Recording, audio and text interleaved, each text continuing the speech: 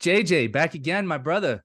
You always disappear off the screen right when we start. I'm sorry, it just came it's recording, right? Okay. And it covers your face, so I got to knock it off. But thanks for having me back again. God, since the last time you and I talked, it is shocking how bad things have exponentially gotten on the border, and it's exploding. Like all of my contacts and investigative reporters that we kind of talk back and forth, even we're like, I can't believe we've hit this mark on the border and what's happening. So I'm excited to talk to you today, and I appreciate you giving me another opportunity to talk in a long format about what's happening on the border. Of course, man. And Brian O'Shea is going to be joining us. He's just running a little bit behind. He's out there saving the world one day at a time. So we're waiting for him to check in here. But yeah, I wanted to open with this house explosion that happened. I don't have it in front of me. I think it was in Arlington, Virginia. Is that correct? Arlington or McLean, one of the two. Yeah. So the video popped up last night. I was not expecting anything that spectacular. I thought, maybe it's just a meth lab or something. And we've seen those, but this was like a mine exploded and so somebody commented on my post. Now, this is coming from the internet, so I cannot verify. Right. I cannot verify whether or not this is true, but somebody posted when I posted the video, they responded with a screenshot of the supposed owner of the house, and the owner of the house is a Chinese national. Did you hear anything about that? I have not. I heard Brian posted something where before it got scrubbed, I don't know if it's already been scrubbed, where one of the neighbors was talking about this is the sequence of events. I have not got it kind of went radio silent, right?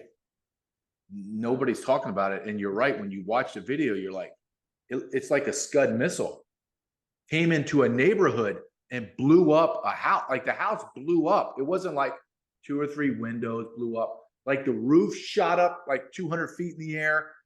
Debris was flying everywhere. It was insane. Yeah. I think the world's on fire. And I just do. And Brian, when he comes on, he'll probably be able to talk to you more about what's happening in that realm. But I believe the world is on fire. And I don't think that I'm being dramatic or oversensitive about it. It just is. Things are happening at such a rate, and not so much, Jason, the amount, it's the connectivity of it all. And that's what's frightening when you start to see I call it connecting the dots. You connect the dots, and all of a sudden this picture starts to form, and you can't stop looking at the picture because you keep drawing another line, another angle, and you're like, holy crap, this is what's happening, and you can't ignore it, right? So things are happening in America, and you're talking about a Chinese national. I don't know this gentleman whose house blew up or anything, but that's a hot topic in America now. People are finally waking up to the fact that the border's completely wide open. Hundreds of thousands of Chinese nationals are pouring into America. Reports are coming down from Central America and Colombia and Panama as they make their journey up to America. And it's shocking. The numbers are shocking, what's happening.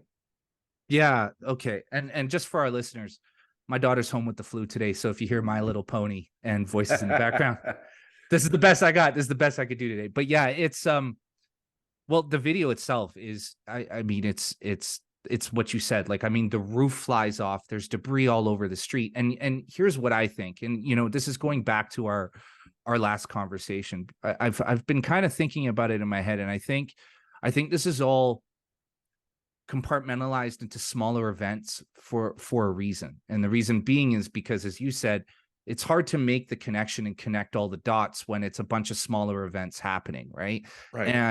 And, we talked about the military age Chinese men that are making their way into the United States right now. I saw a video from Libs of TikTok where they had arrested, it looks like hundreds of Chinese nationals coming in through the southern border. And so it seems to me that this is happening intentionally to kind of break things into separate cells, into smaller events and smaller groups, so that it's largely undetected by say national media, right? Because I haven't seen anything about this explosion, anywhere today. And I don't really pay attention to mainstream media, but typically you'd see an article or something show up in your news feed the next day. I haven't seen anything about it. I've only seen the video itself. I've seen the interview with the guy who filmed the video that you posted, and that's it. Nothing else. Yeah, nothing else. So this other video that I saw with these Chinese nationals that were the military aged men that were arrested along the southern border. Have you seen that video? Like, did you? Okay, what's your thoughts? I know where they're crossing. Yeah, I work that area. I know where they cross. So your audience, let's put this into context. So your audience doesn't think, well, there's 100,000, 100, 200, maybe 5,000 people, Chinese nationals. No.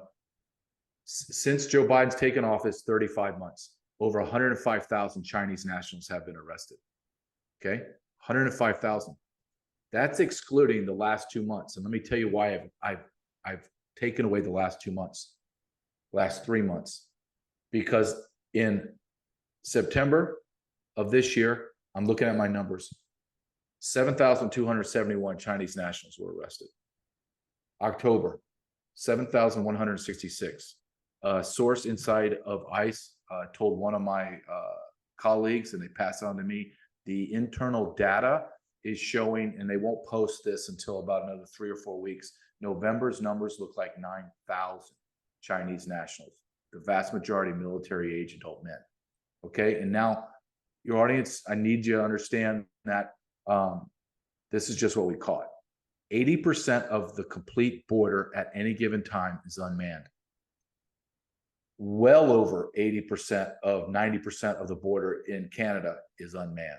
You have less than 25, maybe 2,000 agents in the northern border, 5,400 miles of the border in Canada, unmanned. No one's there, okay? So people are pouring in to our nation undetected, absconding. Now, you go back, you look what I told you, you go back to Darien Gap and Colombia. That is Colombia bottlenecks in South America, and they make their way up through there. There's a gentleman, I forget, I think his name's Anthony, and I apologize for not knowing his name, but he runs muckraker.com, and he actually went down to the Darien Gap and has been filming, and actually was kidnapped. And he's filming a hotel in Panama that just caters to Chinese nationals.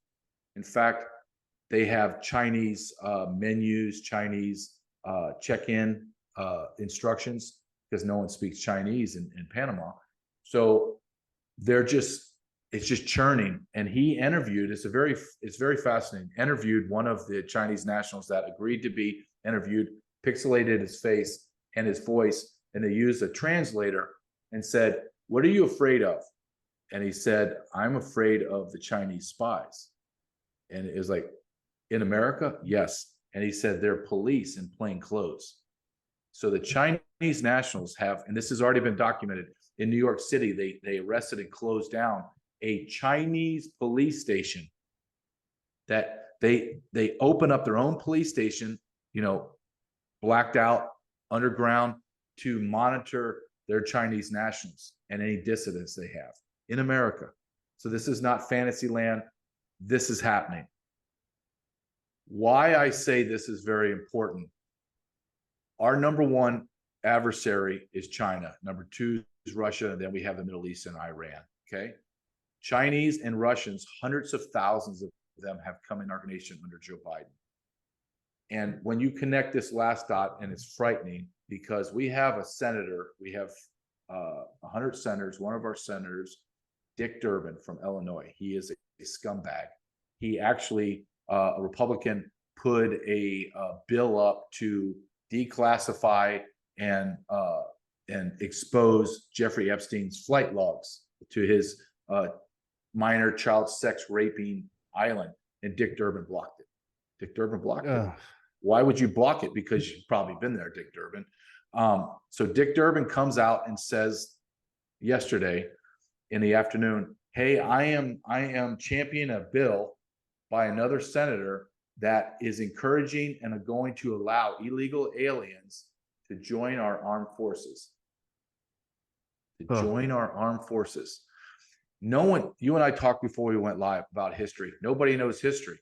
This is the final straw that broke the camel's back in the Roman Empire. Yeah. Is they allowed, I want to say they were people from Germany, the Huns or whatever, into them, brought them in the military, and then allowed their leaders to be the leaders of their army. And they just turned around and killed everybody in Rome and said, okay, we own Rome.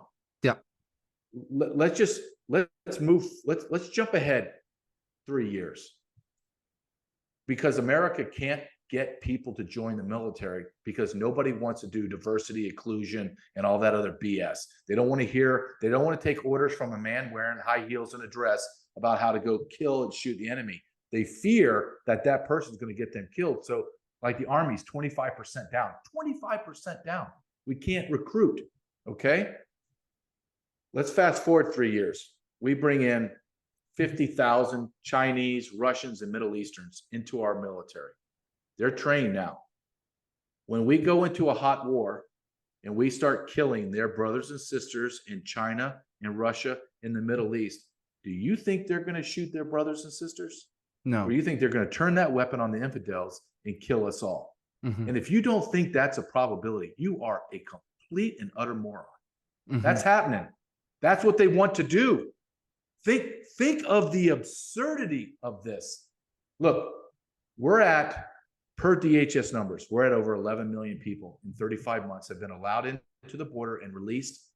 I know that number, and everyone in law enforcement and immigration knows that number is closer to 20 million people.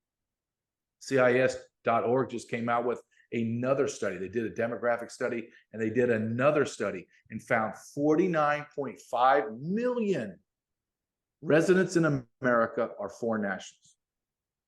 There are between 40 and 45 million people in America that are illegal aliens. That is shocking. That is, I mean, it's beyond shocking. It's horrifying. It's terrifying because of for the reasons you just outlined, right? Intake of new recruits to the American military overall right now is down 25%, you said. That's just in the Army. Army. They're giving up to $50,000 sign-in bonuses, I believe, in the Air Force. They don't have any pilots. They can't get them. Why you forced a significant percentage of our soldiers and airmen and Marines and Navy out because they wouldn't take the vaccination. We're fighting wars all over the world. Douglas McGregor, who I really like, he's a retired colonel, I think, and he's very straightforward. I heard him on, he's all over the place, but I watch this in particular in Tucker Carlson on X. He says, we're running out of munitions. Our tanks are a generation older than they were. We're not used to fighting wars, like real wars. We're used to going into mud huts and going through little neighborhoods, urban areas, and shooting goat herders and get IEDs blowing up. That's not war. That's not war. That's kind of insurgent, walk around and try to find the bad guy. And he says, we're not prepared. We don't have the munitions. We don't have the tanks. Everything is falling apart. We don't have the money. We have no infrastructure in place to do that. And nobody will join the military. There's a percentage, and I don't know what it is, and I need to look at it. There is a significant percentage of adult males in America that can't even join the military because they're so fat and slobs. Mm-hmm. We have an obesity problem in America. We got kids that don't even shoot a gun. They can't even kneel down and get up. You ever see that? You ever see that movie, Wall-E, where they're on a spaceship and everyone's gigantic? Walk around any big city, any airport, bus station in America, and you swear to God you're watching the movie Wall-E. Mm-hmm. And that's the problem we have in America. The people that want to be in military, it's such a small percentage. But those are now saying, God, I don't know if I really want to do that. Same thing with law enforcement. We're bleeding law enforcement officers, and everyone's saying, God, I don't want to do this. Mm-hmm. What? I got to go to Brownsville, Texas, and drive people around and take them to the airport, be like a taxi, then screw it. I'm not doing that. So we are at we're at a crossroads in America on many, many levels. But in my experience and expertise in immigration and law enforcement, it is very significant what is happening in the culture of law enforcement and military, and the lack of those people, those men to do those jobs.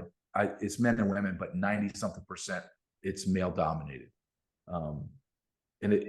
But there are millions of military age men pouring into our country that would be glad to take up arms, get free everything, and then turn their weapons on us. It's already been done. Everything that you and I are discussing is not theoretical. Well, that's a great theory that, you're from Harvard or Yale and you came up with this at a war college. No, this has already happened, you idiots. It's called history. Mm-hmm. You can't do this. It's there's no good outcome.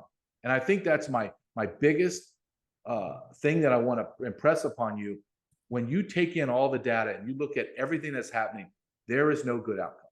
There's nothing you go, wow, that would be great if that happened. No, Mm-hmm. There's nothing that is good that's going to come from the treason that's happening in America.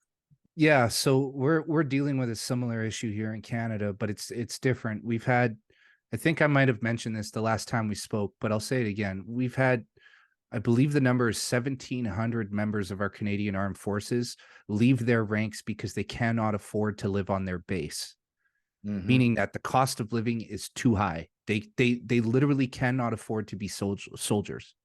And that happens here. Now, keep in mind, our military is significantly smaller than the American military, right? So to lose 1,700 members of our Canadian Armed Forces, it's a big deal. And I really struggle with a lot of this because I try not to lean too hard into conspiracy theories. Like maybe this is just happening and it's due to mismanagement and it's due to incompetence, but you can't help but feel like this is deliberate, right? Like you can't help but feel like all of this is happening deliberately at the same time with a specific goal in mind, right? I mean, yeah, the fact that the American military is considering admitting foreign nationals into its ranks is insane. That's insane. And it's not just the Romans. I mean, this has happened multiple times. It is insane that they would even that would even be tabled. And now is it just because these people are uneducated, or do you think they're on somebody's payroll? They have to be on someone's payroll. And I've had this discussion. It's a great discussion to have. Is it incompetence or is it malicious treason? And my argument always is an individual or a group of individuals or an organization could not mathematically, through probability, continue to be wrong every single time, right? Dick Durbin's a moron. However, he's not that dumb. He got into Senate. He's able to manage people. So that guy continually is on the wrong side of history every single time. It's not by accident.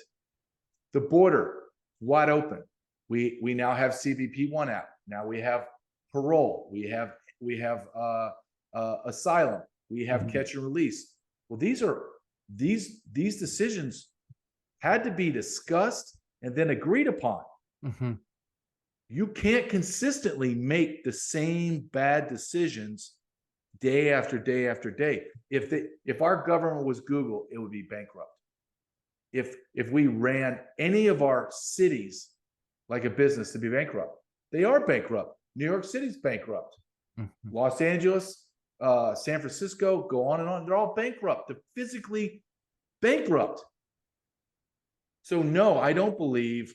I think back in the day when you had Democrats that loved America and they just thought welfare should be different. They thought wars should be whatever. They still believed. We all believed the same thing. America's great. America is charitable. We have our problems, but we're still a great nation that has great potential. That's not what it is. We have a segment, the whole Democrat Party believes that America needs to be fundamentally transformed. Why do you change? Why do you fundamentally transform something you're supposed to love? Because you don't love it. That's just common sense. Then within the Democrat Party, you have a very powerful segment that hate Jews. They want to destroy Israel. And then you have Republicans that do nothing. Marjorie Taylor Greene put out a tweet today, and she was absolutely 100% right. She showed a picture, a video of the border just getting bonsai today down in Arizona, just destroyed. And she said, the Dems and the Republicans do nothing. Mm-hmm. And she's right. But then the follow-up statement or question has to be, why? Why would your government allow 20 million people to pour into your nation and believe that it's going to be good? They know it's not going to be good. So why would they allow this to happen? Mm-hmm. And that's a question that people need to sit down and ask. I can answer that because I know what it is, but Americans individually need to say, is what is happening in America good for America? And let me, this might be a side topic, but it's something that I would like to ask you, because I just went and I was running errands, and somebody that works at a grocery store, I just asked them, we started talking, and I asked him this question because it just struck me last night. I believe that Americans, doesn't matter if you're the lowest level economic to the highest, and where you are socially, there is an unease, almost a feeling of dread in America. I can't put my finger on it, but last night I was thinking, it's almost Christmas. We're less than 3 weeks away from Christmas. There is no joy. I don't feel it. Mm-hmm. Usually you go around and people are shopping, they're happy, Christmas songs are going. It's almost as if it is August 14th. Like it's just August. That's how it feels. Do you feel that? Do you see that? I say it's widespread in Canada too. But here's what I think it is. And this is going to sound kind of out there, but give me time with it. I think it's a spiritual instinct that we're all feeling right now. I think that there's a vibration in the air that we're more than just skin and bones, right? Our brains are like, I always explain it like it's our brain is like a transistor picking up signals, right? And that's it's my theory on consciousness, and many others as well, is that consciousness is actually flowing through our universe, and our brain is like a receiver, and it's picking up signals. And there's a vibration, there's different vibrations. And that's where the term vibe comes from, right? You walk in a room and you're like, ooh, there was a bad vibe in that room. And right. Excuse me. It's actually a real phenomenon, right? It's like when you're working on the border and you see a guy coming through and you look him in the eyes and you're like, this guy's armed. There's just something about it. I can feel it, Yeah. Well, it's a vibration that you're picking up. And I think that there's a widespread vibration in the West right now that we all know something is coming, that something devastating is going to happen, whether it's economic, whether it's an insurgency, it's physical war, something's coming. Because you can feel it here in Canada. There's the same deal. We're in the Christmas season. Where I'm located is very Christian conservative, so it's like usually everybody's out having a great time, but there's a tension in the air. And it's the vibration. I think people are picking up a vibration, and we can all sense that something is on the way, and something really, really bad. Like there's going to be something that comes that we're going to have to endure, that a lot of us are not going to make it through. And I know it's crazy to say that, and I certainly hope that I'm wrong, but that's what I've picked up, is that there's something, we can all sense that there's something going on here, something more than meets the eye, and we're going to find out very soon. And I think 2024 is going to be a tumultuous year. I think the year ahead, between the push toward globalism. We know that digital IDs and central bank digital currencies are on the way. I think we can all sense that our economies are being purposely imploded. Like what we're seeing right now with immigration, and we know that there's some sort of attack is coming. I compare America to, I think America is in a Pearl Harbor moment, but it's a little bit different, right? So, Pearl Harbor, the generals and the admirals who were on the island on Oahu were aware something was coming like 10 days beforehand, right? I can't remember. I'm going to kill myself trying to remember it, so I'm not going to try. But there's an infamous message sent from the mainland to the officers stationed on Oahu, like 10 days before, warning imminent attack is essentially what they're being told, right? And it's because they've picked up Japanese boats heading in their direction, but all of the officers on Oahu are like, first of all, Japan had just become a military force, right? Japan was not anything to really be worried about. They had earned their respect, through they defeated the Russians, right, in 1905. They had invaded China and defeated the Chinese military on multiple occasions. So they had earned their respect. But in terms of, it's fucking America. You know what I mean? We're America. Like there's no way in a million years Japan is going to attack America. So what all the generals and admirals actually thought was that America was getting ready to attack Japan. Because they were aware the Japanese were moving on the islands in the South Pacific, right? Because of the war in Europe, right? With Germany invading basically everybody, all of those territories were up for grabs, and Japan doesn't have a ton of natural resources. So it made sense for the Japanese to move on. What was at the time, I can't remember, what we know now is Indonesia, right? It made sense for them to move into China. It made sense because basically anybody who was going to be able to defend them were preoccupied with Hitler and the Nazis, right? So the idea was, yeah, of course, Japan's invading all of these other island nations, but whatever, right? So right. Japan was making a move on the Philippines. And so all of the officers stationed on Oahu, because the Philippines were an American colony, all of the officers who were stationed on Oahu were under the impression that they were going to be attacking Japan. They didn't ever think in a million years that Japan would attack America, especially on Oahu, right?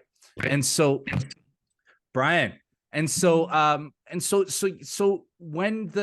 Japanese show up the day of, all of the fighter planes are on the runway, because they were prepared to take off and go and bomb Japan. All of the ships are fully fueled, sitting at the dock, ready to leave to fight Japan. So they were a complete sitting duck, completely.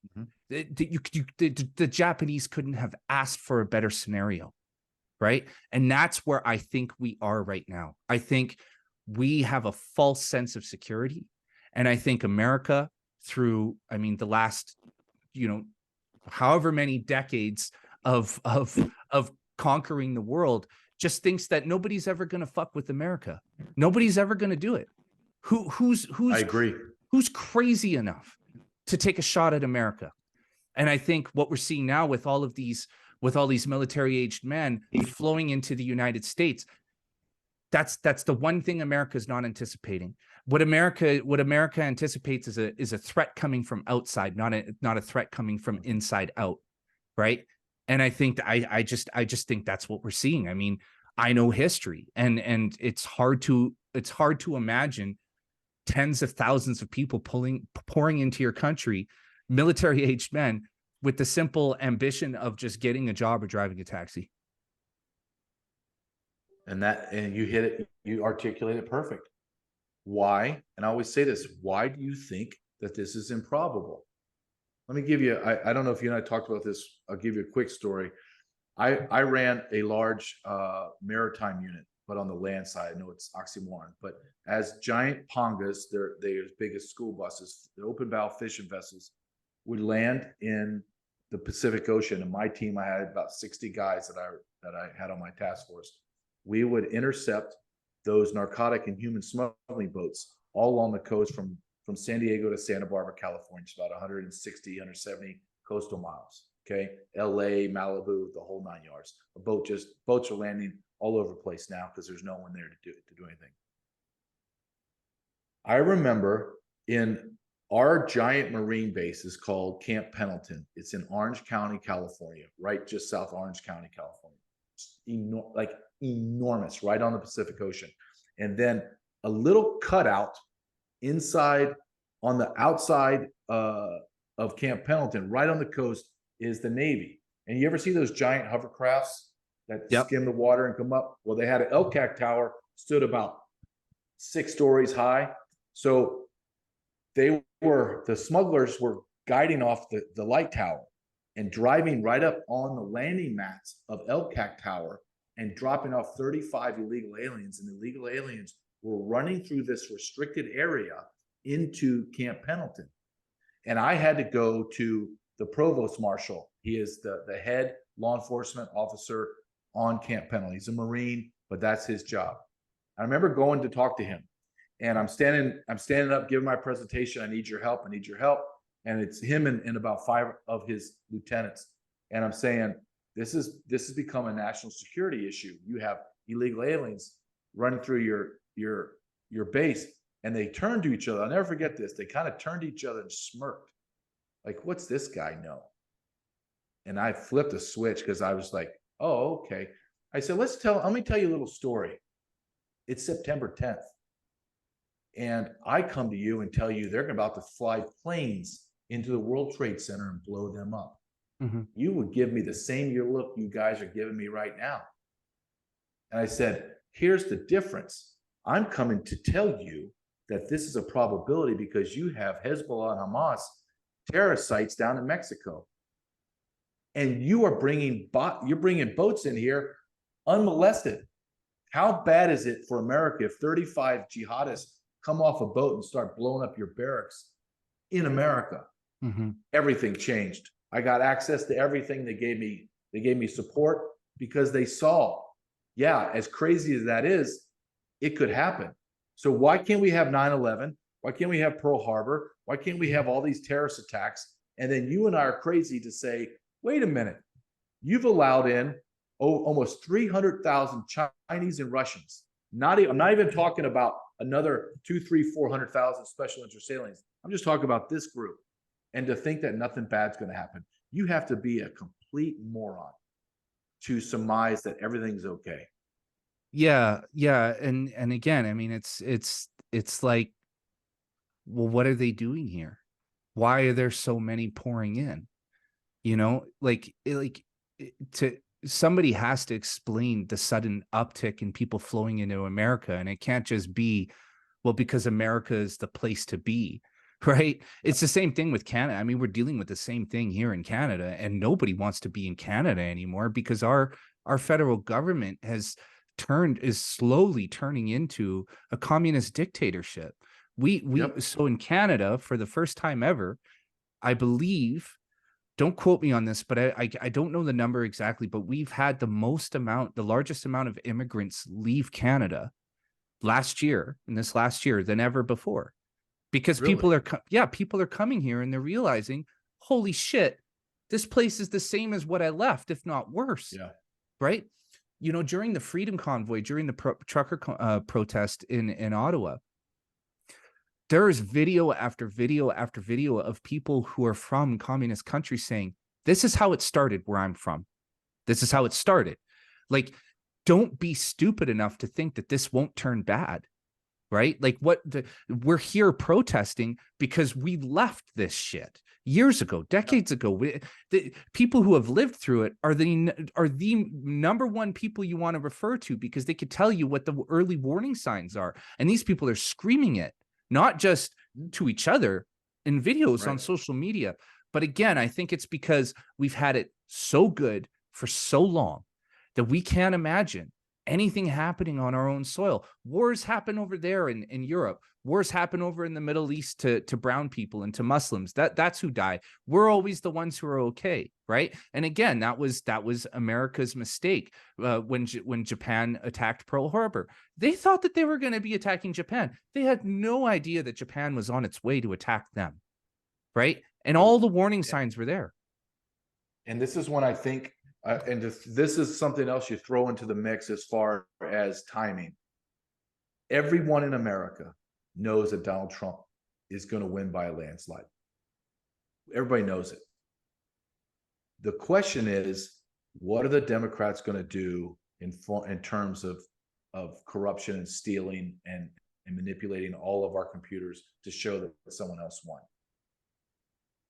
But everyone knows he's going to win and win by a landslide, just like he did in 2020. Our adversaries know that too. And they're watching their clock and they're saying, we're running out of time. If we are going to do something, we need to do it now. We can't wait until Trump comes in, because they know Trump will literally blow up the world if he has to, right? Because he's America first, damn the torpedoes. He's already shown it. So I think there's a clock ticking from our adversaries, and they're pouring all their people in, and the clock's ticking because they know they can't do anything when Trump gets in, because everything's going to change. He's going to deport everybody. It's going to be mass chaos, but in a good way. So I think there's a clock ticking, and I hope I'm wrong, but I don't think I am. I'm looking right at my computer at the national numbers. We had 309,000 people crossed our borders and were released in October, not last year, in October. Holy. November, the preliminary numbers in November look like they'll be over 300,000 each. So the last two, that's what I want your audience to understand, is we're arresting and releasing right now. Let me give you something. I'll turn over to Brian. As of yesterday morning, we had 20,000 illegal aliens in custody. 20,000. We had almost equal to that already jumped the border fence and is camping out on American soil, waiting for Border Patrol agents to be able to go and get them and bring them into custody. Everything's broken. The whole immigration system's broken. So what I'm telling you is, you have 300,000 a month, and I'm telling you at least another 300,000 are absconding through the desert. No one's there. We're not even talking about narcotics. We're just talking about people. So equally, I use this number because it's easy. It's easier for people to wrap their brain around. Minimum 500,000 people a month are entering and being released into America. 500,000 a month. So, Brian, welcome to the party, man. Sorry, I'm late. It's been a heck of a weekend, and I had one more airport run to do. So, and when I got home, and I hate excuses, everyone does, but I like to explain my logistics. We have two homes we bounce between. So when guests are here, we have a bigger house, and then we live in our little Shrek mansion here. And I had a good friend try to hook up this infrared sauna. We were inspired by Tucker Carlson to buy one. And apparently you need a different breaker when you change that socket out. So I was setting up a bunch of lights all around me, so it looks a bit crazy. Yeah, no, but I'm here, and I was kept picking up while I was setting up on what you guys are saying. And where are we at? What are we talking about? So we're talking about, I think right now, America's vulnerability, and the vulnerability, not just of the military, but of the American people. And, you know, I was talking a little bit about Pearl Harbor, and how the reason why Pearl Harbor happened was because they thought that they were preparing to attack the Japanese. They had no idea that the Japanese were coming to attack them. And so they had all their planes on their runway. They had all the boats fully fueled, ready to go. So when the Japanese showed up, it was like Christmas morning, right? Like they couldn't believe it. There weren't even planes in the sky ready to intercept them, right? And so you know, JJ's talking about just the numbers, just the sheer numbers of people that are pouring into the United States. We saw this house explode, I believe, in Arlington yesterday. One street away from where I used to live. No kidding, Really? huh? Yeah, I mean, or I think one street. I used to live on North Buchanan Street, um, which I think is like one street away. Wow. So what are you taking from this? Because I told JJ I posted the video, and again, this is the internet, so take it with a grain of salt. But somebody commented underneath my post with a screenshot of the apparent owner of the home, and the owner is a Oh, Chinese national. you is that his name? Yeah. Like, What do you make of that? Well, I think it's important that we go through all of those court documents that this guy was posting, because I don't know if you watched any of the videos on his YouTube, and I think it was at James Uyoo. I think so, yeah. Yeah, and JJ, after we got done last night, stupidly I went to Twitter and I see Arlington explosion. I'm like, oh, I got to see that. And 3 hours later, I'm like digging into this. Um, so I don't know. I will say this. I don't know if they've taken his stuff down yet, but if they haven't, I think it's very clear why, is because he's talking about things other people call conspiracy theories about like the deep state and all that. And I could see them instrumental. I don't think they put that stuff up. It looks like it was genuine. They meaning the current regime. But I will say that I did notice it was up for a long time. And normally they take that stuff down like immediately. Like they don't want people drawing it, like if it doesn't favor whatever political direction the winds are blowing. This time they left it up because it favors their political direction. That's how I feel. Still digging in, but there's what he did on his YouTube is he posted a ton of court filings that are publicly available. And I just turned on my Snag and I just started playing the videos and letting them record. So I do want to go through those, because it bounces between like New York and Arlington. Another thing too, this guy, that area is, I mean, that's like contractor central. Okay. And it's not cheap. It's not a cheap area at all. That's North Arlington. That is creme de la creme. That was And $1 million so house, right? Would you say it's $1 million house? Easy. around there easily. Yeah, I mean, easy. I lived in one easily. Yeah. I mean, I lived in one of those. I rented, but I mean, the rent was actually reasonable. But again, those are really high. I mean, I won't say high end, but they're very expensive homes. I mean, that is where you want to live if you're a government contractor, because you also have 66 and Glebe Road. You have quick access to the metro. It's a great area, and it's a really nice area too. I mean, it's Yeah, lots but of Brian, parks. we were talking about this. This wasn't just like, okay, a window blew out, or like it No. was like a Scud missile flew into a neighborhood and blew a house to smithereens. It's funny. I don't. I don't think it was a missile, but I do know it wasn't a freaking flare. Um, and even if it was like he turned on the stove or something and then was lighting flares, no, it's a different kind of No. explosion. Because Is that what they said? Is that what they said? They attributed it to a flare? Yeah, Yeah. he was shooting flares. Yep. It's all a lie. It's all a lie. And to their credit, one local reporter last night, and I've got all these reels, I'll get them to you if you want to cut them together, but they said this local reporter did ask the lady, I guess who's the police spokesperson, okay, so it seems a bit far-fetched that this was caused by a flare. Okay, and they're sticking to that. Another thing too is that neighbors reported gunfire and they attributed the gunfire to flares. I don't know if you've ever lit a flare. I have. No. It's more of a hiss. It's at best it might be. I've never done one of those ones you pop in the air. JJ, I don't know if you have. You, JJ, the flare. A flare. Flare, yeah, where you pop it off and it shoots up.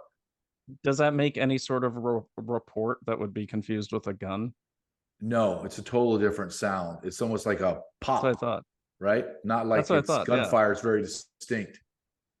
Yeah, exactly. And so neighbors reported gunfire. Now there's another video, and I don't know if you guys saw it. I did retweet it. This local resident is kind of giving a lot of details. I grabbed that right away, and he's Yeah. like, "No, this was not flares. I mean, there were." He details how they had the SWAT tank Yeah. going in and breaking the windows, and they're calling out, I guess, non-lethal, so they could break the windows, and then that's when everything blew up. Wow. So I don't know. I mean, it's tough in that area because I don't want to jump to conclusions. It's not hard to blow up a home. I mean, it's just not. You can turn on your gas stove and close the windows and let it fill up and pop a flare. But because they'd already broken the windows, and if he's shooting flares in the air, obviously he's opening a door. I mean, it takes a lot of concentrated propane to Well, have enough to make that. to blow the Yeah. roof, it looked like the roof was blown at least 50 feet to 100 feet into the air, right? I mean, Those are the whole thing was leveled. I mean, and those homes, just so you know, because I lived in the exact same type. Actually, mine was a little bigger, but it looks like he was in a duplex. But those are like really solid homes. These are not like homes that were built in the 90s. These are homes that were built in the 60s. And so it's like all brick, really Yeah. good foundations, really good, pretty sturdy homes. It takes a lot to blow them up. I mean, if it was one of these newer homes, I'd be like, okay, that could happen. But these are like little fortresses. I mean, this is classic DC type architecture. So, and they all have basements too. Like it's just, I don't know, man. That one, I mean, that one, I'm still trying to figure this one out. Because I do, my first thought, and I'm sure JJ's and yours, was terrorist attack. Now we have the car thing that they wrote off as the guy lost control of his $280,000 car, which could happen. but how But did it explode on the impact? time, That's the question I'm Well, wondering. because it's Hollywood. All cars explode like that, right? I mean, it's like, and Brian makes a great point. No one trusts anybody anymore. So like Brian and I were monitoring that and you and I were talking about that as it happened. Well, there were so many reports of that car with another car they lost was right, going and to then they go blow up the disappeared. Macy Day parade. And then nobody talks about it anymore. And they're like, no. That's a guy coming from the Kiss concert. He must have been pissed at his wife for making him go to a Kiss concert and flew his car. Dude, it looked like the Dukes of Hazzard. I don't know anybody. I don't know if I could do that. Yeah. It's catapult my car. It looked like it was some show at a fair where, okay, everybody get their hand, stand on your feet and clap. Johnny's going to jump 100 cars. It was insane. That guy must have gone 20 feet in the air. I've never seen anything like it. Yeah. Never seen anything like it. It's nobody asked. But no one asked, ahead, hey, where's the other car blowing up the Macy Days parade? Everyone's like, okay, let's move on. And I'm like, oh my God, you can't trust anybody. I don't, at least. Well, it looked to me like in the video, like he actually hit like some sort of ramp or something that, you know what I mean? Like it looked like a stunt. And, I'm not an expert, but I've seen a lot of car accidents and I've never seen a car explode on impact like that. And so, yeah, I mean, it's now, okay. So let's pivot because actually, Brian, I want to get your input on this next thing. I mean, me and JJ were talking about it earlier. Can I say one thing really quickly? Please do. That I think people should look for. So I was trained, obviously I worked and trained in counterterrorism on the intelligence side. And what you do want to look for, and I think you guys are just instinctively doing it, is you look for the precursor events. Okay. So there's going to be, the testing of, like reaction times. That's kind of what I feel like the bridge thing was, if it was anything. There's going to be the elimination of your internal spies. Okay. So for instance, if you've got a bunch of assets on the ground and you're about to invade, normally if they're high value, you're going to get them out. If they're not, you're just going to eliminate them. There's also funding. The funding we've seen, the takeover of Chinese takeover marijuana fields into a cash business. I think child trafficking is a huge funding source as well. Then you're also going to see lots and lots of propaganda, but bigger than that, like acute propaganda. So you'll start seeing a rise in, um, for instance, like the Jewish Voice for Peace thing is a good example, something that really grabs the attention. Then you're also going to see usually like a lot of like kind of little attacks on police stations, attacks, because the way most terrorists operate is they're going to hit one target to distract the first responders, and then they're going to hit another target, or they'll put out a threat about another target across town and then hit across town. And what's really gross is what a lot of them do is a lot of times they're doing this to see where they marshal people for their safety, and that's where they actually plant the bomb for mass casualties. So just as things escalate, I would recommend that people look at things like the Citizen Free Press as a great one, Gateway Pundit, and just don't look for anything, just look for the pattern. If you start seeing, for instance, wow, car accident on a bridge in 7 states on the same day, that's a pattern.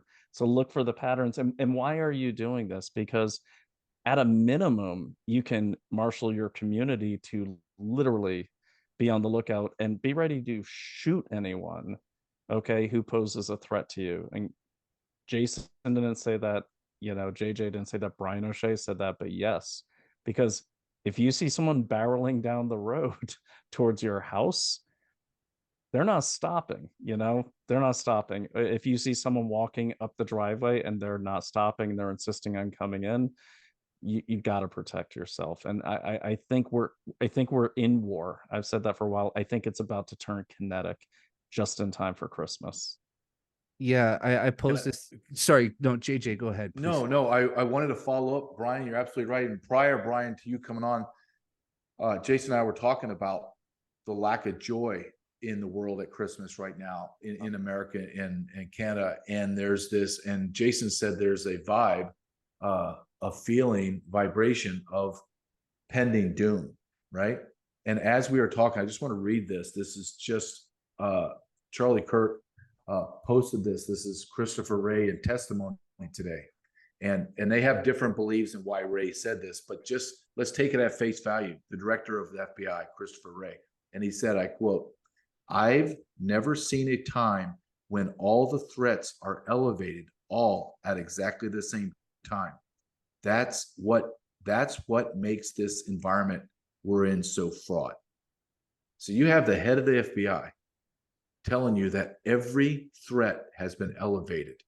And that goes to maybe what we've been talking about, that there seems to be, I don't even know if it's a dark cloud, but there seems to be there's another shoe drop, it's going to drop, and everyone is, it's weird. You know how I in my line of work, one way that I could always tell a criminal, even if the person was illegal or not illegal, like meaning I have a card holder, I have a naturalization, or I have a lapper card, or I'm illegal, is all the illegals and people that were always doing something, I swear to you, they all did this. They didn't even matter where they're walking. They all would pause and they would literally, like a robot, kind of they were like, oh my God, am I going to get punched? And they would turn their body, not like a normal person, like, hey, what's going on? They'd be like, oh, okay, nothing's happening to me now. And they'd walk some more, and then they would turn around like, oh, good, I'm still safe. That's how I feel in public. I'm watching people and I'm like, nobody seems natural. Like, all right, I'm going to the grocery store, get my car. Surely. It's strange. Am I seeing things differently? Naomi was or just talking about that. My wife Naomi was just talking about that today on a interview she was doing with a holistic detoxifying type person, about how people don't seem quite normal. And it's not not JJ, normal. And what you're picking up, and Jason, I don't want to hog the mic, so I'll make this quick. I will say what you're doing is very important. I call this situational awareness baselining. So it's kind of like, when you go into Times Square, right, or a city, if you walk for more than 5 minutes in that city, and you get used to it, what you're doing, you're actually baselining whether you realize it or not. So Mhm. what do people do in a busy like Times Square? They're going to stare at the lights, they're going to busy their way past the tourists to get to the train, get to the bus, get to the taxi. They're going to take a lot of pictures, but you can always spot the homeless guy or the thug who's going to try to extort money from you because they are focused on you, or they're just doing something that breaks the pattern. They're breaking the pattern because they're gearing up to cross your threshold. And it's great that you have the instincts for that, and I would encourage everyone to do that. Like, get away from your computers and start walking around in your communities. And if it's been a while, get a baseline, because it will really help you spot when the situation has changed. Something will break the pattern. Two cars stopping where there's no reason to stop. Three people, parking their car 5 blocks from a coffee shop that they're having coffee at. Just something will change in it. And I would encourage everyone to really do that. Really just pay attention and don't look for breaks in pattern. Just soak in your natural rhythm of your community. So when you can then spot when something is abnormal. Yeah, yeah, Brian, that's right on with what I was going to say. So I've been boxing for most of my life, and I work with a lot of young guys. I've mentored young boxers for a very long time, and the message I always give them is turn off your brain, right? You got to relax. If you're thinking about what the other guy's doing, you're thinking about what's going to happen, you're tense, your reaction time is going to be slow. The more you relax, the more comfortable you are, the more your brain stops firing and you just rely on instinct. And that's what the training is about. It's about getting all of those movements just to become instinct. And so I'm, as somebody who's been boxing for a very long time, I'm very natural in the ring. I'm very relaxed. There's nothing that can really, cause me to lose my cool or to overthink. And I find that part of my brain that tells me when to move my head, that tells me when to pivot, when to move my feet, when to throw my right hand, that part of my brain is active now outside of the ring. And that's me and JJ were talking about that vibration that's kind of passing through everything. And that part of my brain is picking that up. And so I can sense that there's that element of danger kind of hanging in the air. And it's Yeah. it's a darkness that, I mean, I myself, I've felt it ever since 9/11. The day 9/11 happened, in my opinion, was the day the West went dark. It was the day that this darkness swooped down over top of us and slowly grew in intensity, right? And, like, I remember in December 2001 seeing reports in multiple news sources that Osama bin Laden had died. And Mhm. then, like, 2 days later, them all disappearing as if it never happened. And to this day, if you go and you look for it, there's like 3 paragraphs on it on Fox News, and that's it. And apparently, there was reports that he had died. It was long understood that he had Marfan syndrome, that he was on constant dialysis at the time the 9/11 attacks happened, and that, but there were reports that he died shortly afterwards in December. And now it is entire, Brian, you're an intelligence guy. It's not hard for the Taliban to feed that information to news outlets. I mean, it originally appeared in the Pakistan Observer. So you could put two and two together, right? It is entirely possible Taliban tells Pakistan Observer he's dead so that, hopefully America stops looking, right? But what I'm saying is that from that point on, it felt like we entered a universe where nothing makes sense and nothing is real.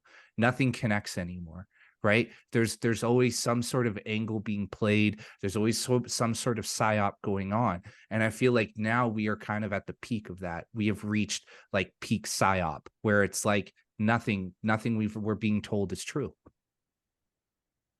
Yeah, I would certainly agree with that.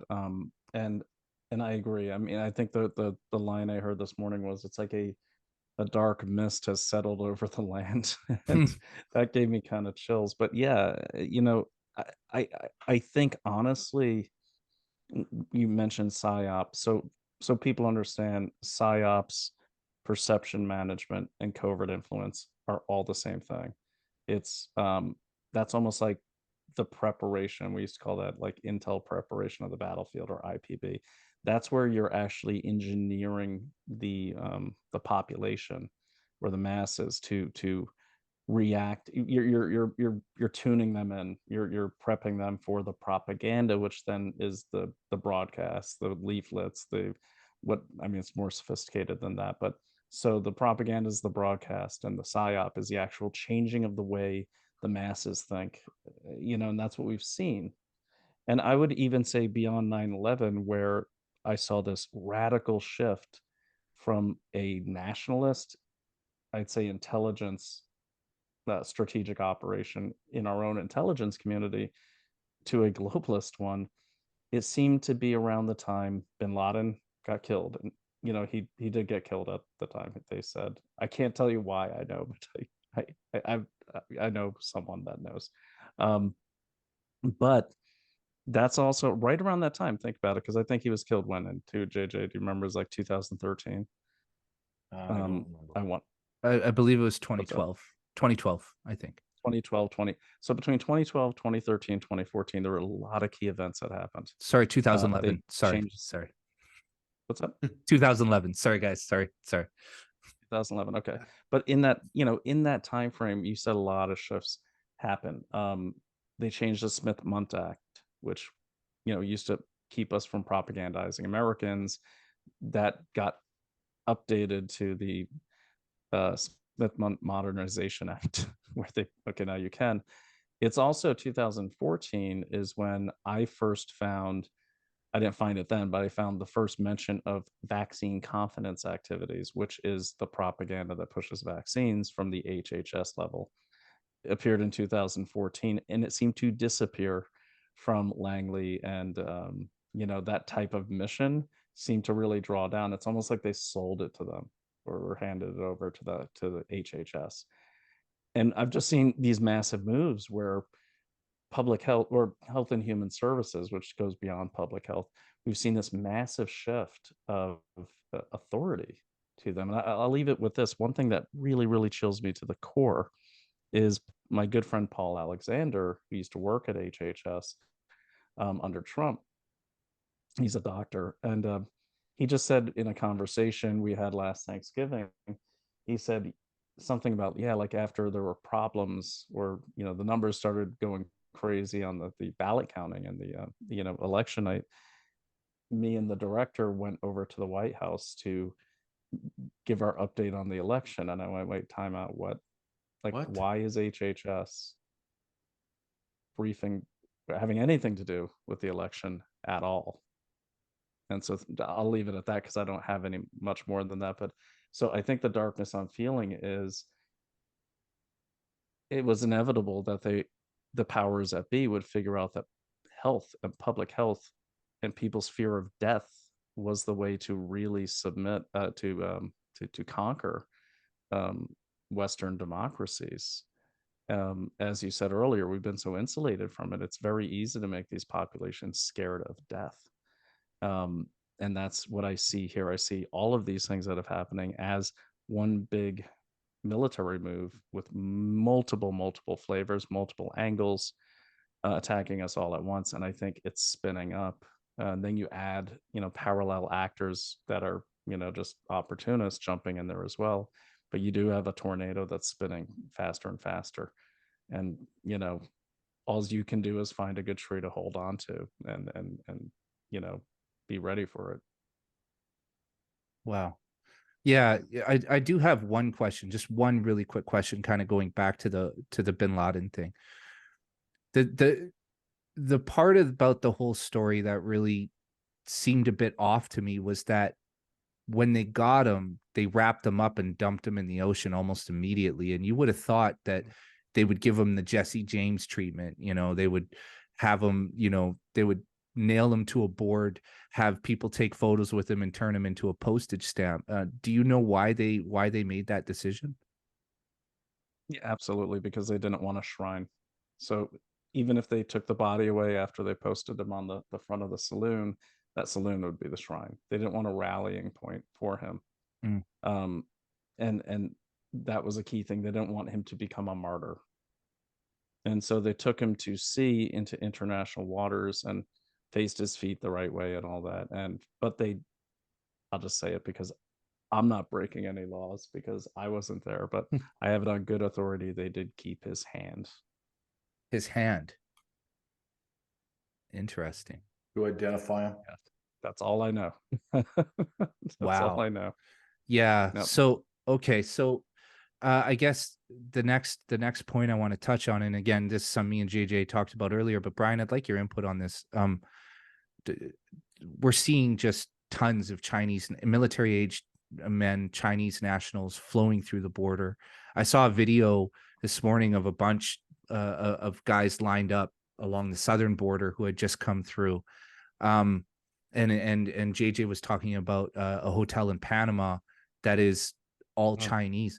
It seems like there's a defined pathway to getting them into the United States. What's your view on this? Like, what is going on there?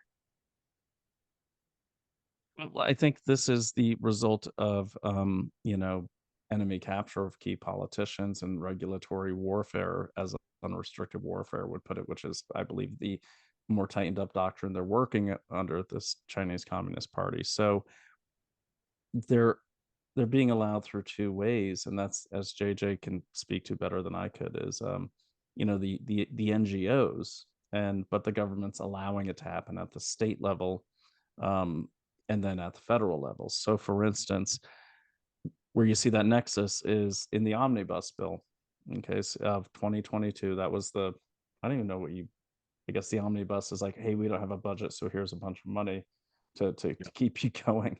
And so that went through in December. And I did a video on Daily Clout about this, where I went through it, and I did find something really horrifying. And that was the for the unaccompanied minors, allowing pretty much anyone to come get them, anyone. And then also what I've seen is the shift in the Biden administration when it comes to these different programs for illegal aliens. Is there's always the public-private partnership. That's the key phrase. And I've never seen so many NGOs in my life. And these are the same people who are ferreting these people around. Now, here's the key thing about NGOs. They don't disclose all their contributions. You don't know where a lot of that money is coming from. And so it's just something to keep in mind. It seems like we've been, key elements of our country have been captured beyond just like, hey, paying people off. I'm talking generationally, where a lot of these people, and a lot of them are on the left, and a lot of them are the better schools, have been propagandized since they were kids into this neo-Marxist ideology and this globalist way of thinking, where nation states don't matter. My own mother, who is not, she's a working class girl. She grew up in New York, and she lived in like kind of a Hispanic neighborhood, because even though they didn't speak Spanish, their dad was black and her mom was Czech. That's the best they could do to pass off, because back then it was all kind of divided up. But even at that public school Bronx level, she was telling me just the other day about how they used to sing this song about all the world is one and all this. And we're talking like back in like the 50s, So you see generationally, people have been really, really propagandized into this communist way of thinking. And I would even say, like, even the idea of a 9 to 5 job where you get a pension at the end of 20 years, it's kind of a dangerous way to think too, because you are relying on a state-like authority for everything. I think that's why entrepreneurs are the biggest pain in the ass for Marxists. So we've seen this. So they've been captured early on, where these people like Ocasio-Cortez and people like Dick Durbin, I mean, they come in with this mindset of globalized world. We're all going to get along, and everyone's going to be, holding hands and exchanging recipes between El Salvador and Alaska, but that's just not the reality of it. The reality is that type of thinking also lends itself to a submissive groupthink. And that's exactly what our enemies want, because it's easy to conquer. America's impossible to conquer, even right now, because you have to conquer everyone.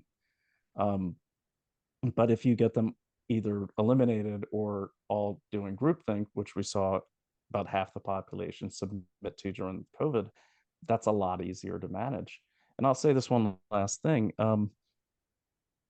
It's so bad now that I was watching Dick Durbin, I think of Illinois, trying to pass a bill to allow illegal immigrants to fill our ranks in the military to answer the recruiting gap.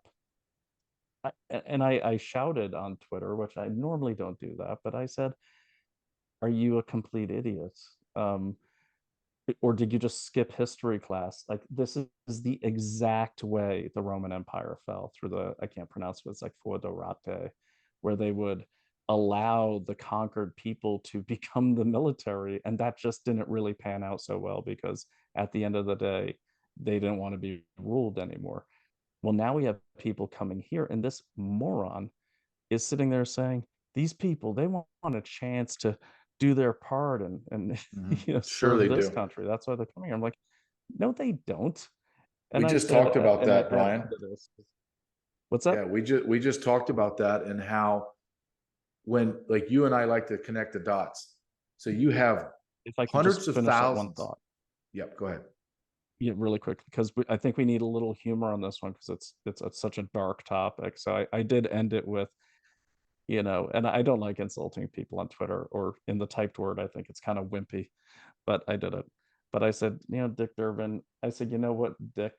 I said, the only pleasure I would get at this point with you is to put you in a round room and tell you to pee in a corner. That would give me something to watch and laugh at for days. So, I mean, but anyways, JJ, over to you. I'm just saying, it's like, that's regular, that's political capture, that's regulatory capture, and what that is under unrestricted warfare is you hit everything. And one of them is regulatory warfare, and also elite capture. Elite capture is the biggest one. JJ, go ahead. No, we were just talking about this. You have documented hundreds of thousands of Chinese and Russians and special interest aliens in our country, probably well over 1 million. And you're going to just say, let's just say we take 50,000 of them and put in our military.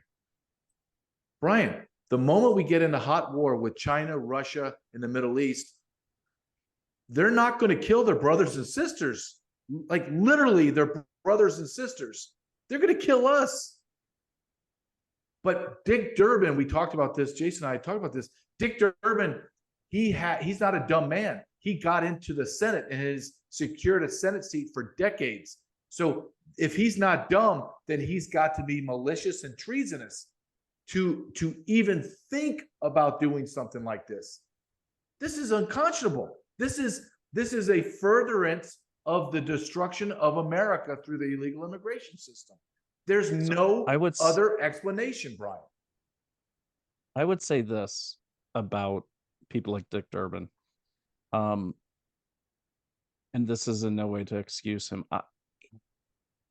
I think it's not that they're stupid or necessarily think that they're betraying the country a lot of times, but to understand the sophistication in the recruitment process of Chinese, how the Chinese recruit assets, and assets are the spies, not the case officers recruit the spies. They recruit everything at every level. So I got this. It really got to thinking about this, and I talked to some of my former SF buddies about it, and they totally agree. I recently went to this thing in New York about 3 weeks ago, and General Petraeus was there. It was a very intimate gathering that we were invited to, and so it was interesting because it's a lot of really pretty powerful Manhattan elites in that room, and General Petraeus is by no means a stupid man. I mean, but he's also certainly not a traitor. But some of the things he was saying, I'm sitting there going, no, not you, not you. And nothing like Dick Durbin, but more on the Ukraine side. Like, come on, dude. Like, you're You've been there, done that. You're not some, Michelin man stuffed in a uniform like Millie. Like that's Trace is a real soldier who I served under many times. Most people did in that time frame. But then it hit me. I was like, well, wait a minute. You don't need to get to the general. You just need to get to the people that provide him his intel briefings. Just like you don't need to get to the president, you just need to get to the people that provide the president's daily brief, or people at the State Department, or his national security advisor. Mhm. And so with Dick Durbin, you don't have to get to Dick Durbin, you just have to get to his aides. Mhm. And then he doesn't have time to research this himself. He's going to go with his trusted aides. And that happens all the time. And look, it's the defense I'll make to anyone about Trump when people are like, oh, but he blessed the vaccine. We can't trust him. And I said, have you ever seen a president's schedule? Not Biden's. He goes to sleep at 5, but most presidents work 18 hours a day, and every minute of their day is accounted for and scheduled.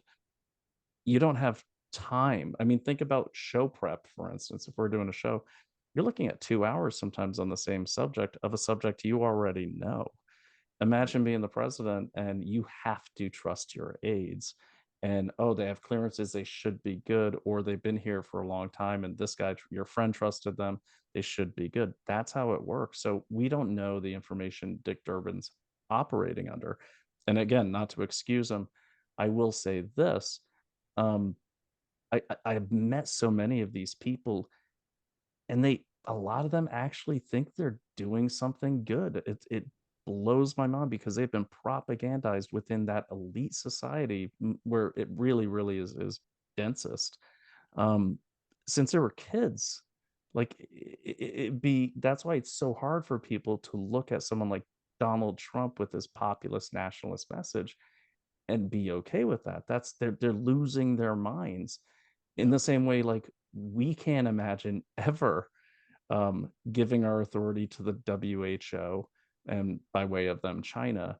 We can't ever imagine getting rid of state sovereignty or getting rid of guns.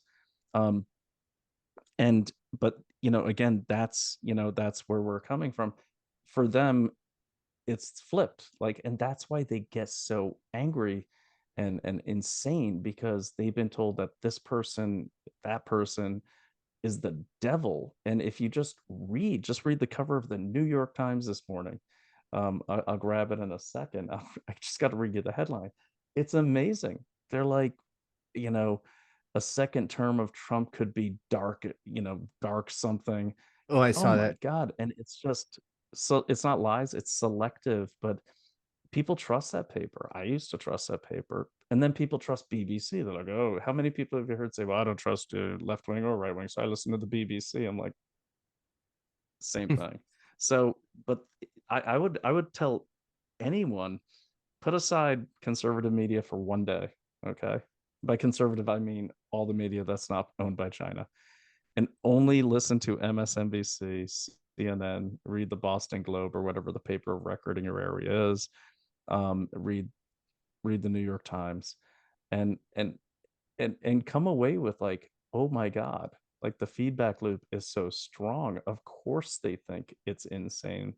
And then I would tell people this: change your messaging into the redundancy and repetition model.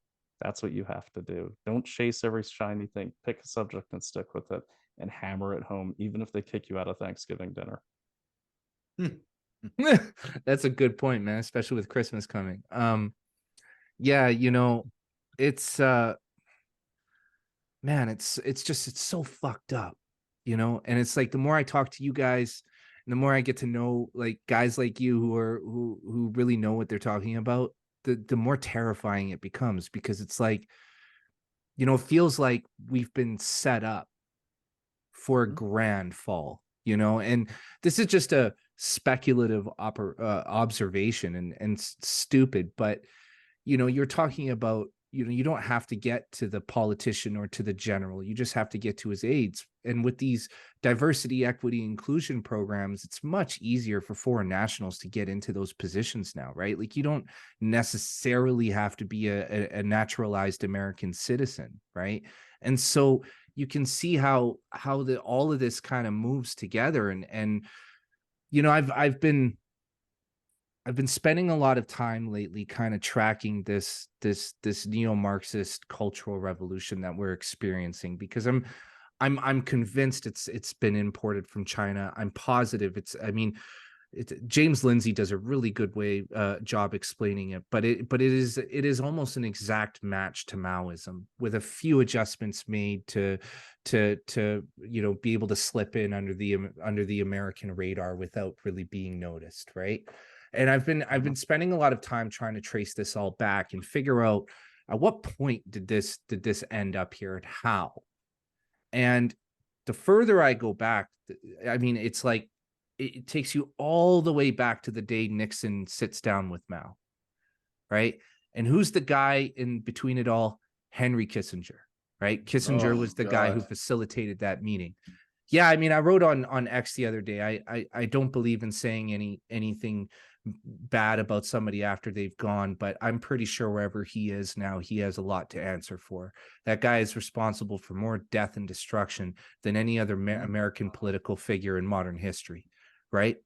But it feels like you have those Kissinger figures have to be involved in order for all of this to come together, and those tend to not be the figures that get much publicity. We don't really know who those people are.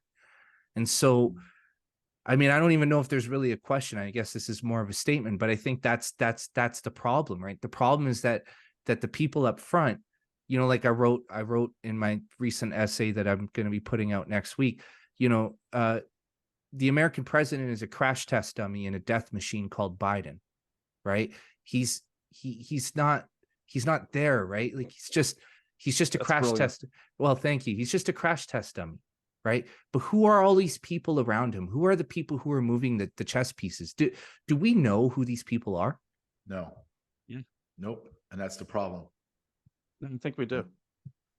I mean, I think we do. I would recommend you read Peter Schweitzer's latest book on the topic.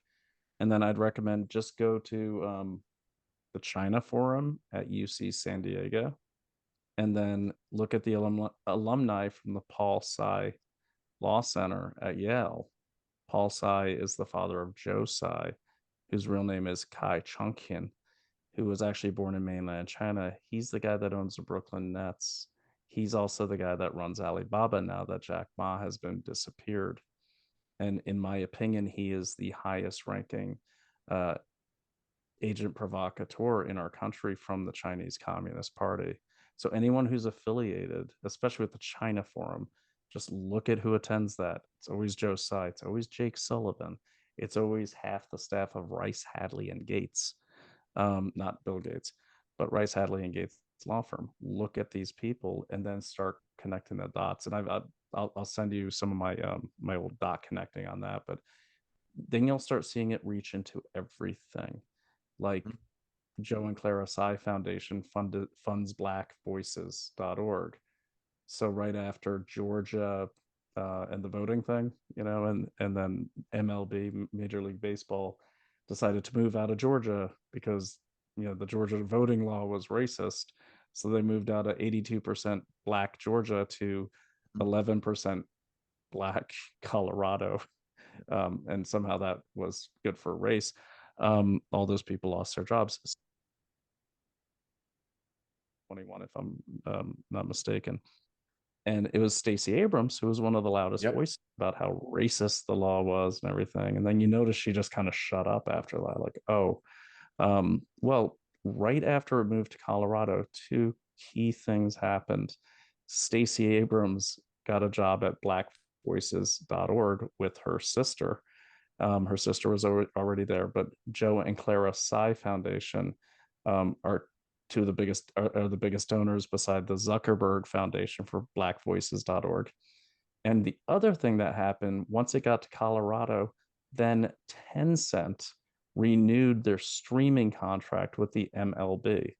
Now, beyond that, I haven't analyzed what that means, but I will say all the players involved in moving that along, you can find them at the China Forum or the Paul Tsai Legal Center. So all these big players, is it just motivated? Is it just purely profit motivated? all these entanglements? I think it's ideological That's a too. good I think question. I think they hate America, JJ. and I do. I think money is the driving force, but I think the biggest driving force is ideology. If you look at Mayorkas and you look at the people that surround Biden, and you look at the hierarchy within DHS, his lieutenants, and you look at Biden's cabinet, they all share the same belief that America's success is built on a foundation of colonialism, slavery, and ill-gotten gains. And they want to disperse those gains to back to the rightful owners, the world. And once you understand that, everything makes sense. Now, are there people that are very opportunistic and they're looking at this and going, oh, I can make $1 billion doing something. Okay, I'm gonna wedge myself in that crack. Yeah, there's that. But they're ideological. And you say, well, how do you know that? Well, let's just go back to Obama. Obama ran on a campaign slogan of hope and change. And then he said repeatedly, America is on the precipice of being fundamentally transformed. Wait, nobody said, hold, time out. What do you want to transform her into? I thought you're running for president. I thought you loved America. So if I'm going to marry my wife, the very first thing that I'm not going to do is fundamentally transform her if I love her.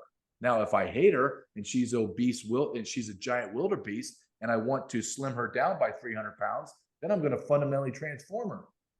That's how Obama and his ilk look at America.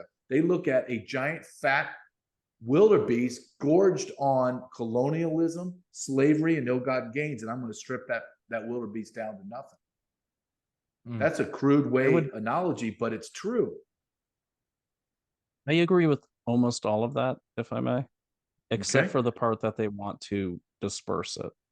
I think that's the messaging, and that's how they get the people behind them. But at the end of the day, let's think about it. How much is Obama really dispersed? How much is the Clintons no, they're not really going to disperse it, right? They're not. No, that's just it's a sales pitch to the suckers who are burning down cities and protesting on the streets. Because even in China, I mean, the Central Committee, they live like kings. And if you look at all the meetings of the Politburo and the Chinese Communist Party, no one in the front row with Xi Jinping is ever wearing masks. Everyone else is, but no one else is. No one in that front row. And if you look at just the size of the grave he gave to his father, it's like the size of my town.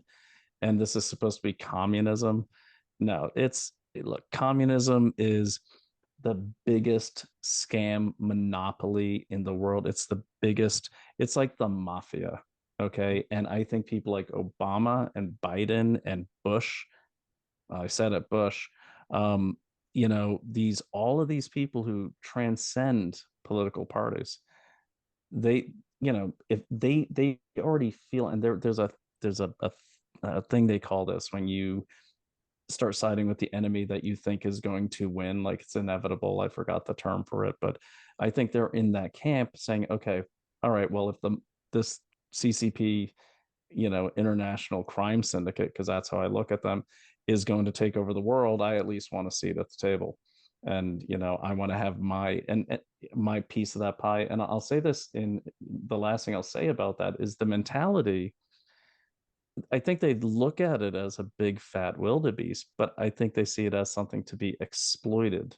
Like these people are constantly playing chess. You should read the book Nudge. That will give you a great idea of how they manipulate masses.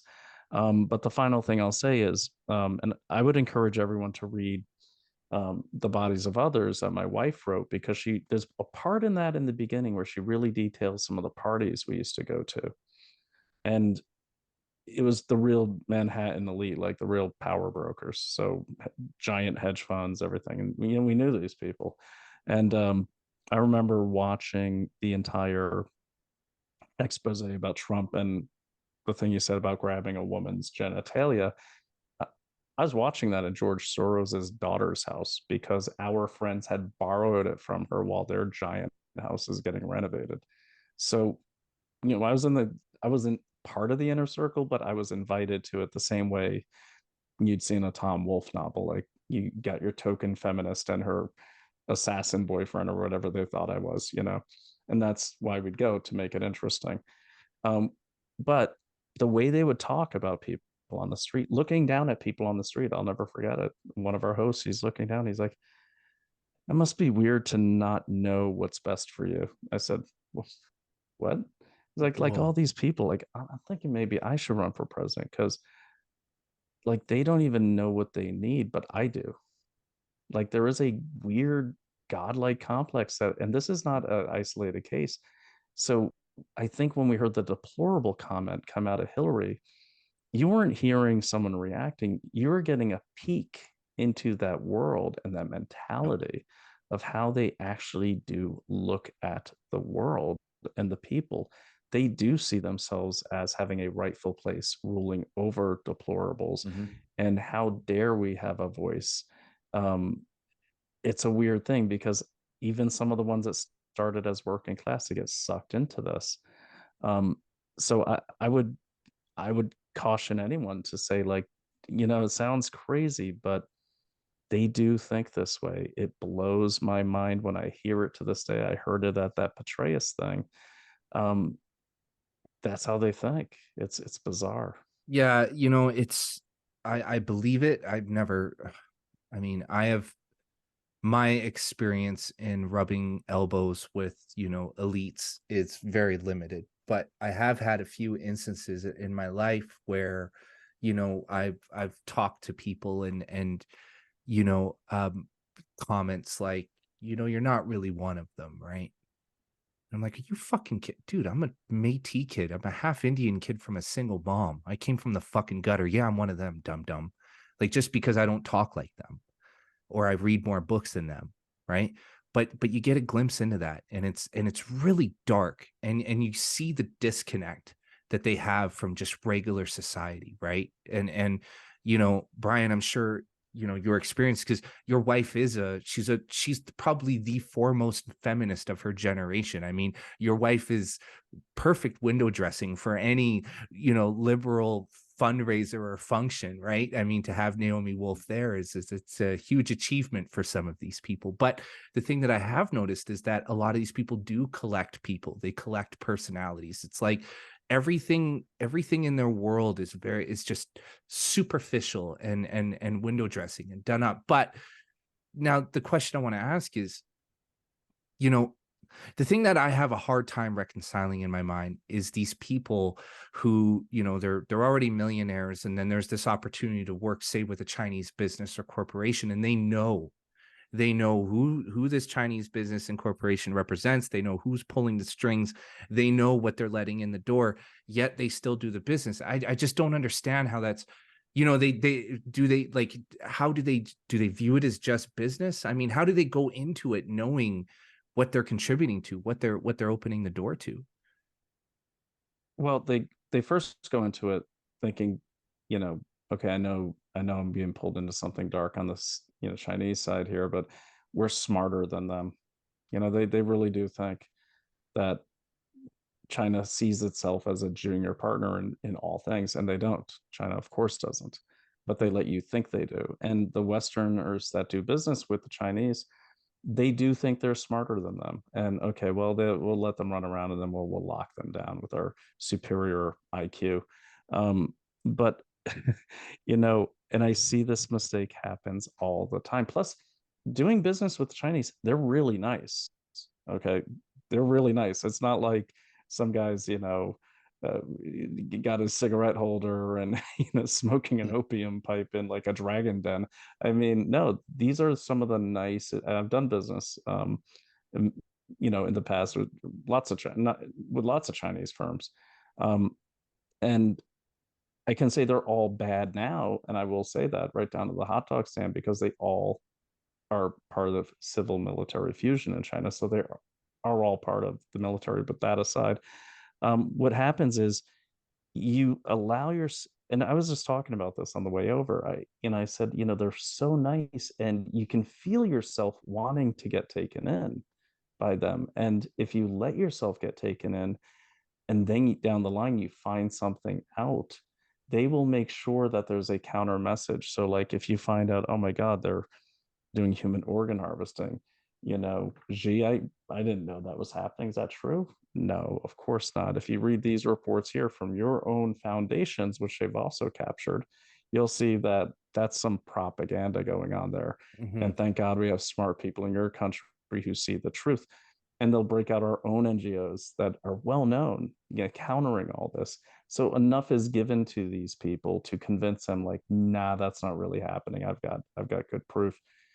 And then they always stand on authority and say, well, a report by the New York Times said this and that sort of thing. But they really are, when you meet them, they're so nice. But man, it's like, do not turn your back for a second. And ironically, it was the Soviets that warned us of that in 1984. They said, do not arm these people. They are not what we thought, and they're not what you think they are. They're not the nice communists that Jimmy Carter convinced you they are, because they totally rolled him. Mhm. And so yeah, they get in with it, but there is that sense of like, oh, we are smarter than them. And you got to remember that, I mean, at its roots, China's a very provincial society.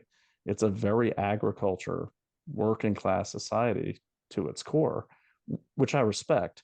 But um, they, people, especially in Europe and America, they look at that like they're smarter than them, which makes no sense because they've been doing this a lot longer.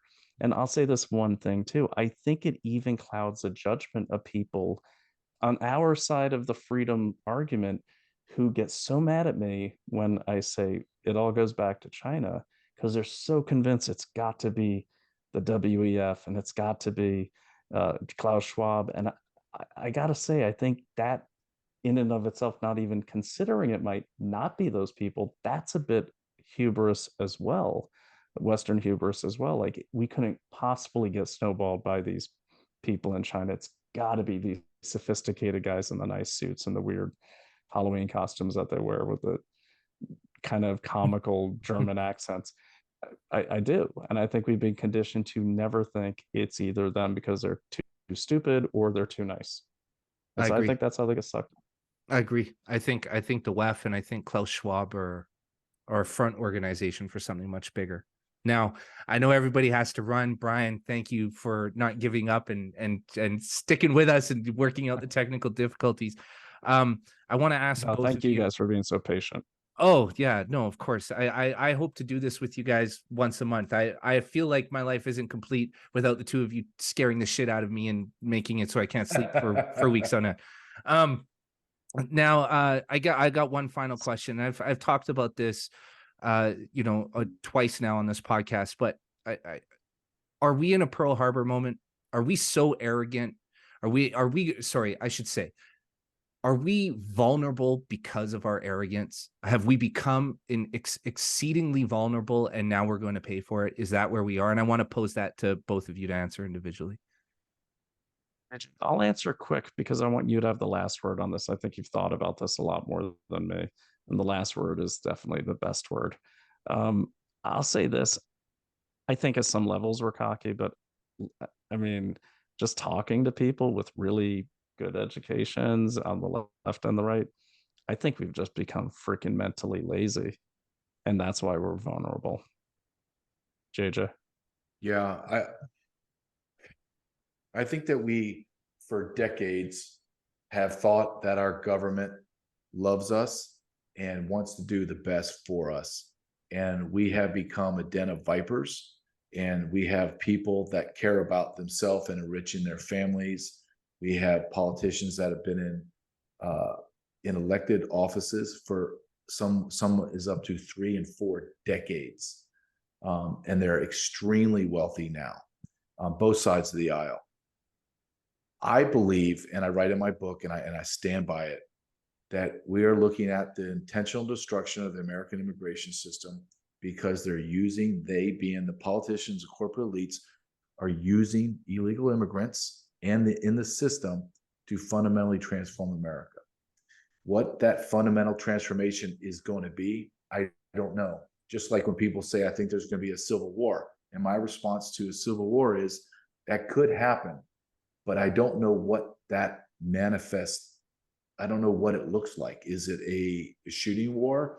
Is it a ideological separation? Is it the separation of the United States? I don't know. But what I do know, that within 3 years, 5 years, a decade, or when my son is my age, this will not, if this continues, meaning if it continues past 2024, and even now, I believe it maybe it's been so changed that we may be called the United States of America, but we're never going to look like we did 5, 10, 15 years ago, 20 years ago. It's not the same country. Everything is changing, and it's changing rapidly and exponentially. Wow. You agree with that, Brian? I'm a little more optimistic, but yes, I do agree with that. I think it's going to look better as long as we have great people like this crowd here, always fighting and never giving up. Yeah, Brian, I'm starting to understand what you mean by JJ's positive outlook. I get it now. Hey, if I had something positive, look, this would be so different if Trump was in office and the border was secure. I would probably just be retired from the Border Patrol. I would be just starting going podcasts, and I would say, look at how great this. Look at what we have been able to accomplish. I don't see that. I don't, and I'm a realist more than anything. And I don't care what Brian says about me. I'm not a negative guy. This is all. This is just I don't the say truth. anything about you. He started it. Jason started this. I'll say this: if I'm running into a war, I want to be running right next to JJ with Brian in an earpiece and me being going, "Hey, JJ says we got to kill these guys. Is that true? Okay, yeah, we're killing these guys. Let's do it." That's the ideal scenario for me. Oh no. Hey, no. I know everybody's got to go, but I got to tell you this about Brian. Brian gives me a tongue lashing about you need to be less negative and be more positive right before we're going on air, right? About an hour or two. Yeah. Okay, Brian, I'll try it. And then between the time he tells me that and the time we go on air, he fires off about 20 tweets of complete scorched earth negativity. And I'm like, whoa, sure. Hold on a second. Yeah. Mr. Positive. Oh my God. You know what's funny is I now that we've done all these podcasts together, I've tagged you guys in a bunch of stuff. I get all your guys' tweets in my feed. And I have to look through it cautiously now, because I'm like, if I see Brian O'Shea or JJ, I'm like, this is gonna wreck my day, man. I'm gonna have to go for a run or something after this. Well, listen, guys, we'll say our goodbyes privately, but for now, before we end the recording, can you tell everybody where they can find you? Go ahead, Brian. Sure. I'm Brian O'Shea SPI, at Brian O'Shea SPI on Twitter, at Brian O'Shea on Getter, and then I have a column and a show with JJ at dailyclout.io. Just look for Unrestricted Invasion, and I am on Substack at Brian O'Shea, or look for Investigate Everything. And you can find me at JJ Carrell 14 on X, Substack at JJ Carrell, or just go to my website, jjcarrell.com, and that's where my book can be found and baited. And of course, Brian and I have, I think, talk about something growing exponentially. Brian, our podcast is growing exponentially every single week. We're adding thousands of views, tens of thousands actually from last week. So we're very excited about Unrestricted Invasion. You can find it at dailyclout.io. Yeah. Thanks for having us, man. I appreciate it. Yeah, you can count me as one of those views, man. I'm on board. I listen to you guys. I tell you, man, We'd love to have you on.